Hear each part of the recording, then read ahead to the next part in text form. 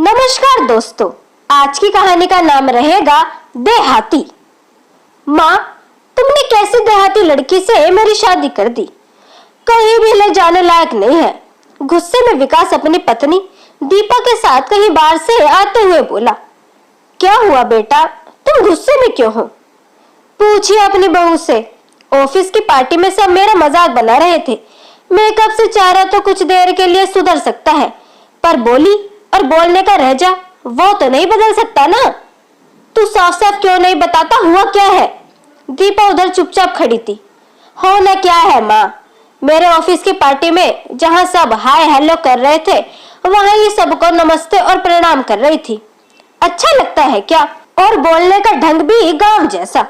उसके बाद ऑफिस के कुछ लोगों ने पास के मॉल में जाने का प्रोग्राम बनाया। एक्सीलेटर पर गिर गई, सब हंसने लगे। गुस्से से दंदनाते हुए विकास अपने कमरे में चला गया। दीपा बस रोए जा रही थी। मत रो बेटी, ये तो ऐसा ही है। उसके बाबूजी भी ऐसे ही थे। दिखा, तुझे कहीं लगी तो नहीं? और एक बात बताऊं, जब मैं पहली बार शहर आई थी तो तेरे बाबूजी भी मुझे बड़े मॉल में लेकर गए थे। मैं तो बड़ा डर रही थी। वो सांप की तरह चलती हुई सीढ़ी को देखकर मेरे पैर भी बड़े डगमगा रहे थे। लोगों के सामने तो किसी तरह उन्होंने संभाला, पर घर में पूरे परिवार के सामने मेरा मजाक बनाने से पीछे न हटे। मैं घूंघट में थी, इसलिए मेरे जेठ जी बात छुपा गए, किन्हें दिखाई नहीं दिया होगा। उस समय मेरे जेठ और जेठानी भी थे, वो शहर में ही रहते थे। फिर उनका तौर तरीका भी अलग, किसी से कुछ पूछने में भी संकोच, बड़े दुकान जाने के लिए मना भी नहीं कर पाई। पर माँ, ये तो मुझ पर वही सबके सामने चिल्ला रहे थे। 4 लोगों के सामने मुझ पर गुस्सा करते हुए आए हैं। और कुछ लोग, छोड़ बहू, लोगों की बातों को वो तो कुछ भी बात बनाते हैं, तो इतना क्यों सोचती है? वो आज के जमाने का है तो चिंता मत कर। ये शुरू से ही ऐसा ही है, जितनी जल्दी उबलता है उतनी जल्दी ठंडा भी हो जाता है। देखना, एक दिन उसको तेरी कदर जरूर होगी। विकास और दीपा की शादी को अभी कुछ ही समय हुआ था। विकास छोटे शहर का रहने वाला पढ़ा लिखा लड़का था, या कहे गांव का ही था, लेकिन पला बड़ा अच्छे से था। जो अच्छा पढ़ लिख कर शहर में अच्छी नौकरी भी वो करने लगा। वहीं दीपा गांव की सीधी सादी लड़की थी। उसने अभी 12वीं की परीक्षा दी थी। अभी साल भर पहले विकास अपने गांव गया हुआ था। विकास के पिताजी का वहां पुश्तैनी जमीन थी, जिस पर कुछ विवाद चल रहा था। उसी सिलसिले में वह वहां गया था। वहीं उसे गांव में रहने वाली सीधी सादी सुंदर सी दीपा उन्हें बहुत पसंद आ गई। उन्हें घरेलू लड़की पसंद थी। दीपा वैसी थी बिल्कुल। विकास अपने माँ पिताजी की बात को काट नहीं पाया। फिर चट मंगनी पट ब्याह हो गया। पर कहीं ना कहीं विकास इस रिश्ते से खुश नहीं था। उसकी इच्छा थी कि कोई पढ़ी लिखी जॉब वाली लड़की से उसकी शादी हो, जो शहर के तौर तरीके से वाकिफ हो, जो अंग्रेजी बोलना और समझना भी जानती हो। पर किस्मत से दीपा से उसकी शादी हो गई और वो अपनी नाराजगी किसी न किसी रूप में जाहिर कर देता था। पर दीपा गांव से जरूर थी, पर कुशर्ग बुद्धि थी। बहुत जल्दी ही चीजों को सीख लेती थी और समझ भी लेती थी। दीपा की सास सारी बातों को समझाती उसको। उन्होंने दीपा को शहर के हिसाब से ढलने को भी कहा और वो उसने बात मानी भी। उसकी सास जानती थी कि उसकी बहू एक हीरा है, बस तराशने की उसको जरूरत है। दीपा सिलाई कढ़ाई में बहुत निपुण थी और शहर में हाथ के बने हुए कढ़ाई की बहुत मांग थी। उन्होंने दीपा को सिलाई सेंटर ले जाकर उसके हुनर का बाहर निकाला।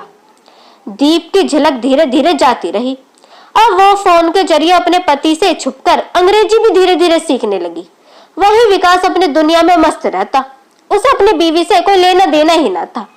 नए साल में विकास के ऑफिस की तरफ से परिवार के साथ 26 जनवरी में पिकनिक जाने का कार्यक्रम तय हुआ था। विकास इस स्थिति से बचना चाहता था, क्योंकि ऑफिस में सब स्टाफ के साथ वो अपनी पत्नी को नहीं लेकर आना चाहता था।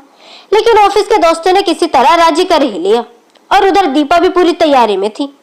माँ देहाती से कह दो कुछ ढक्का पहन ले, सूट साड़ी के अलावा। खबरदार, जो मेरी बहू को देहाती कहा, तू क्या विलायत में पैदा हुआ है? और सूट साड़ी में लड़कियां ढंकी नहीं लगती क्या? मैं भी तो साड़ी सूट पहनती हूँ। माँ, आपकी बात अलग है। अलग क्या है? तू शहर में आ गया है तो इसका मतलब ये नहीं कि तू संस्कृति भूल जाए, और संस्कार कभी भुलाए नहीं जाते। वो पीढ़ी दर पीढ़ी चलते जाते हैं। तभी दीपा तैयार होकर आती है। विकास एकदम दीपा को निहारता रह जाता है। सफेद सुंदर सा कुर्ता, उस पर केसरिया दुपट्टा, कमर तक लहराते बाल, गजब की सुंदर लग रही थी Deepa. Let's go dear. Deepa के मुंह से सुनकर विकास का मुंह खुला का खुला रह गया। पिकनिक में दीपा के गुणों से भी सभी बहुत प्रभावित हुए। साथ ही स्टाफ की पत्नियां भी उसके डिजाइन किए हुए पहने कपड़े को देखकर बहुत खुश हुई। विकास सोच में डूबा हुआ था। दीपा इतनी अच्छी अंग्रेजी कैसे बोलने लगी। खाने पीने और कुछ गेम्स के बाद वहां 26 जनवरी के उपलक्ष्य में सबको 2 बोल बोलने के लिए कहा गया। दीपा ने शुद्ध हिंदी में भारत की खूबसूरती और उसकी मेहनता के बारे में बताया। सब मंत्रमुग्ध होकर सुनते रहे। घर आने के बाद, मैं जानती हूँ बेटा, तुम्हारे मन में बहुत सवाल चल रहे होंगे, पर तुमने दीपा को कम आंका। सिर्फ पहनने ओढ़ने या कम पढ़े लिखे होने से किसी की योग्यता को नहीं परखा जा सकता। दीपा संस्कारी होने के साथ साथ आज के जमाने के साथ कदम बढ़ाकर चलने वाली लड़की है। और तुम्हें ये जानकर बहुत खुशी होगी कि अब दीपा अपना खुद का बुटीक खोलने वाली है। दीपा ने अपने सासू माँ के पैर छुए और उनसे आशीर्वाद लिया और सहयोग के लिए कहा, जो आपने मुझे इस लायक बनाया। खुश रहो बेटी, मैं तो तेरी माँ ही हूँ, और कौन सी माँ चाहती है कि उसके बच्चे का भला न हो। अब समय बदल गया है। संस्कृति को बचाने के बाद जमाने के साथ कदम मिलाकर चलना ही एक युवा पीढ़ी की भलाई है। आज विकास को दीपा में पहली वाली दीपा बिल्कुल भी नजर न आई, क्योंकि अब दीपा की आंखों में आत्मनिर्भरता, आत्मविश्वास की चमक जगमगा रही थी। तो दोस्तों, कैसी लगी आपको आज की अनोखी कहानी, ये हमें कमेंट सेक्शन के थ्रू जरूर बताएं। वीडियो अगर आपको पसंद आई हो तो इसे लाइक जरूर करें, साथ ही इसे अपने दोस्तों के बीच भी शेयर करें। चैनल को सब्सक्राइब करना ना भूलें। मिलते हैं आपसे अगली वीडियो में, तब तक के लिए गुड बाय।